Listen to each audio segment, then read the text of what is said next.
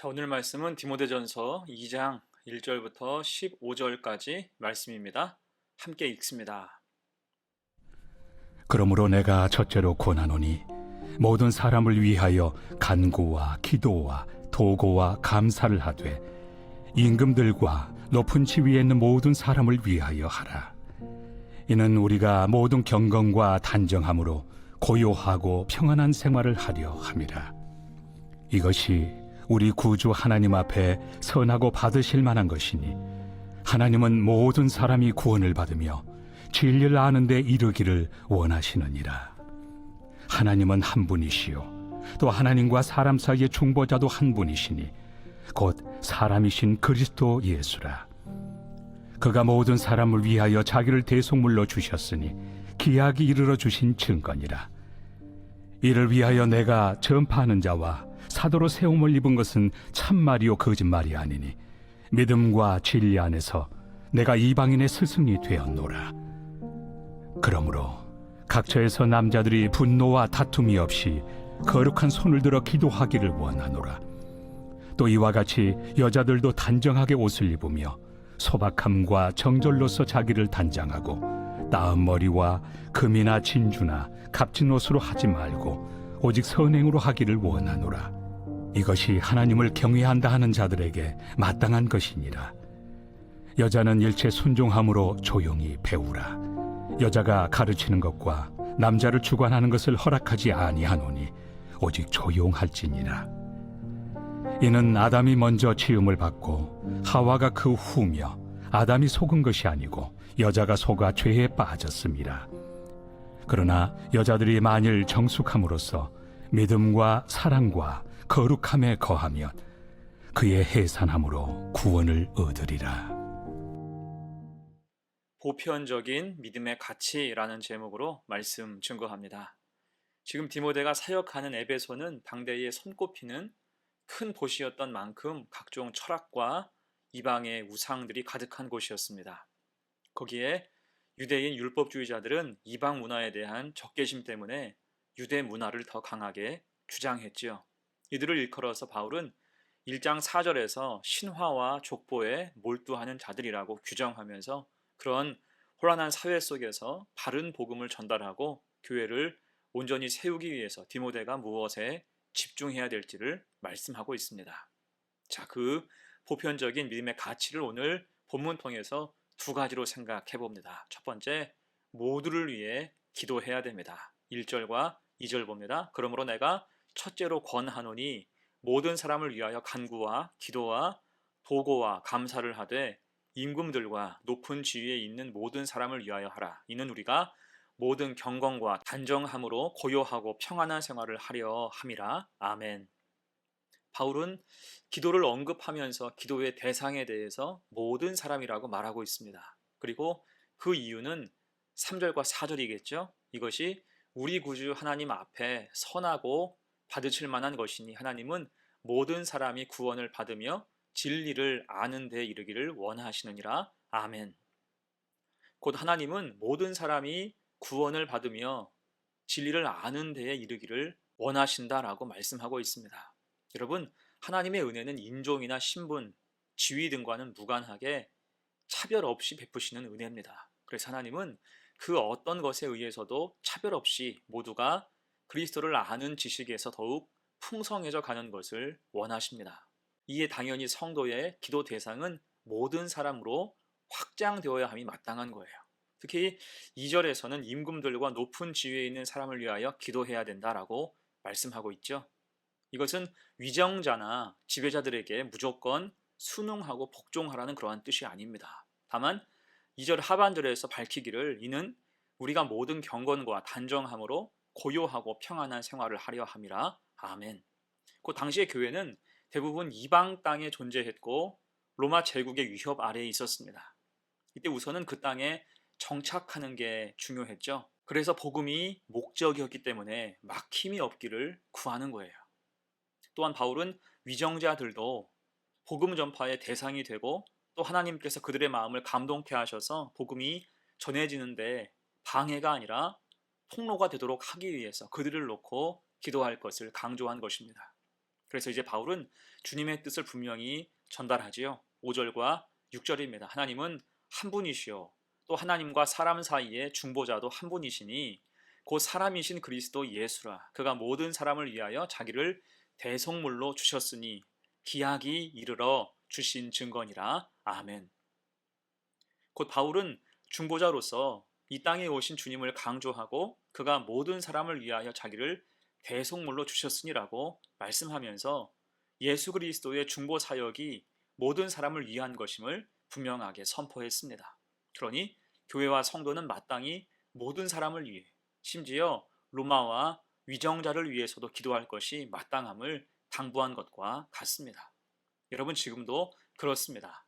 복음에는 차별이 없듯이 교회도 차별이 없어야 하며 성도인 우리의 지각 속에서도 차별은 결코 없어야 할 것입니다. 그래서 우리의 기도와 관심은 갈수록 모든 사람을 향해서 넓어져야 하는 거예요. 당연히 그 속에는 위정자와 정치인도 포함되는 것입니다. 이를 기억해서 모든 사람을 위해서 기도할 수 있는 기도의 범위가 넓은 복된 성도가 되시기를 간절히 축원합니다. 아멘. 두 번째예요. 본문의 교훈 두 번째, 예배의 질서를 세우라는 것입니다. 8절 이하의 말씀에서 바울은 공적인 예배의 귀함을 설명하면서 예배자로서 합당한 모습을 이야기해요. 먼저 남자 성도에게 말하죠. 8절입니다. 그러므로 각처에서 남자들이 분노와 다툼이 없이 거룩한 손을 들어 기도하기를 원하노라. 아멘. 여기서 각처는 공적 예배를 드리는 장소를 뜻합니다. 그리고 그곳에 모여 예배할 때 분노와 다툼이 없이 기도하고 거룩한 손을 들고 기도하라고 당부하고 있죠. 여기서 분노와 다툼이 없이 기도하는 것이란 기도 내용에 분노와 다툼을 유발하는 내용이나 감정이 들어가지 않아야 함을 뜻합니다. 여러분, 누가복음 18장에서 그릇된 기도의 모습을 주님께서 꼬집어서 비유로 말씀하시죠. 거기서 바리새인이 이렇게 기도하죠. 이르되 하나님이여, 나는 다른 사람들 곧 토색, 불의, 간음을 하는 자들과 같지 아니하고 이 세리와도 같지 아니함을 감사하나이다. 여러분, 이게 무엇입니까? 말 그대로 분노와 다툼을 유발하는 기도예요. 지양해야 됩니다. 곧 기도는 하나님의 은혜를 구하는 것이고 하나님의 마음에 합하게 드리는 것이 당연한데 감정과 욕망을 드러내는 경우가 생길 수 있어요. 특히 대표 기도를 할 때 주의해야 돼요. 대표 기도는 교인들의 마음을 담아야 되고 공적 예배에 합당한 기도가 돼야 됩니다. 개인 기도 시간에 할 법한 기도를 하거나 어떤 사람이나 단체를 지지하거나 비난함으로 그곳에 모인 사람들을 불편하게 해서는 안 됩니다. 분노와 다툼을 일으키는 기도는 철저히 삼가야 하는 거예요. 대신 거룩한 손을 들고 정결한 마음으로 하나님께 기도하라는 거예요. 여러분, 기도를 포함한 모든 예배가 그렇습니다. 곧 예배의 모든 순서가 사실은 나는 죽고 예수로 사는 거예요. 그 시간에 거룩함을 방해하는 사적인 생각과 부정한 마음은 분노와 다툼을 유발할 수 있으니 자신을 주장하지 못하도록 특별히 남성들에게 당부하는 것입니다.